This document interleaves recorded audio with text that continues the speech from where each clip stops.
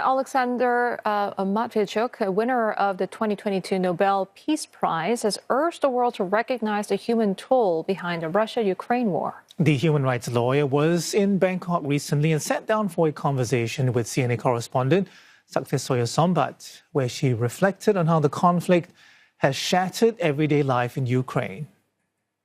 It will be almost 4 years since Russia has invaded Ukraine, and there doesn't seem to be much of a significant progress either on the front lines or on the diplomatic side either. But I want you to ask you first, like, how are the Ukrainian people doing right now? How are they holding up after so many years? It's very difficult, frankly speaking, to live during the large-scale war, because this war ruined everything which we call normal life, like simple things, the possibilities to go to work, to meet your friends in cafe, to hug your beloved ones, to have family dinners. Everything has disappeared and crushed. And to live during the large-scale war means that you live in total uncertainty. You can't plan not just your day, you can't plan your next several hours. You have no idea what will happen.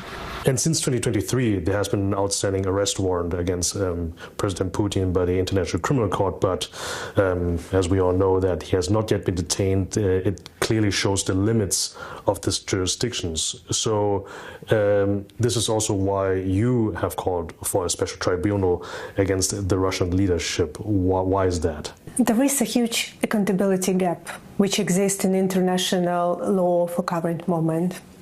There is no international court which can prosecute Putin and top political leadership and high military command for the crime of aggression. Even International Criminal Court has not such jurisdiction in situation of Russian war of aggression against Ukraine. He can prosecute Putin for war crimes like this illegal trafficking of Ukrainian children, for crimes against humanity, for genocide, but not for the war crime against crime of aggression. But all atrocities which we are documenting, it's a result of their leadership decision to break the peace and to start the war. And that is why we must create a special tribunal on aggression and fill this gap. And it's not just important for Ukraine. If we want to prevent wars in the future, we have to punish the states and their leaders who start such wars in present. It sounds like a common sense, because if Putin will be rewarded for this aggressive war, it will encourage other authoritarian leaders in different parts of the globe to do the same, to invade another countries, to kill people there, to erode their identity, to steal their children, and forcibly change internationally recognized borders. But then we have governments here in this region that have taken a neutral stance about Russia's invasions from Ukraine. From your perspective, what do you think that motivates for these people to take this stance? And what, from your perspective, do these countries and these leaders actually need to understand what's at stake here? I think that they have to understand the human cost of this war, because first and foremost we are human, and I'm here not to speak about geopolitical issues, I'm here to speak about people. And I strongly believe that you can't be neutral to human suffering. You can't be neutral to violation of international law which protect you as well.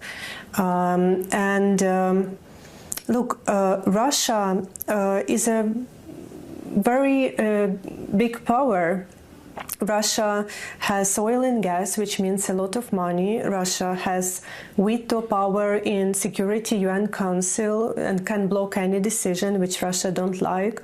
Russia has 140 million population. So in comparison with Ukraine, Russia is much stronger from the first point of view. So when you say that you are neutral, you are not neutral, because in this situation, if you don't help Ukraine to resist, it means that you just help Russia to occupy Ukraine. After all these years, not only since the beginning of the Ukraine war, but also since the beginning of your work in this occupation, given what you have seen, what still gives you hope? I found myself in a situation when the law doesn't work. The entire UN system of peace and security can't stop Russian atrocities, and this war is very cruel. Millions of people in Ukraine are suffering. We all lost someone, me also. But millions of people in Ukraine said, we will resist, we will fight for slightest chance for our children to live without fear of violence and to have a long-term perspective. And here we are. It's became obvious that ordinary people fighting for their freedom and human dignity are stronger than even the second army in the world. So I think that we have to define the hope properly. Hope, it's not a confidence that everything will be fine. Hope is a deep understanding that all our efforts have a huge meaning. It's about ordinary people doing extraordinary things, is that right? Yes, it's exactly about ordinary people doing extraordinary things.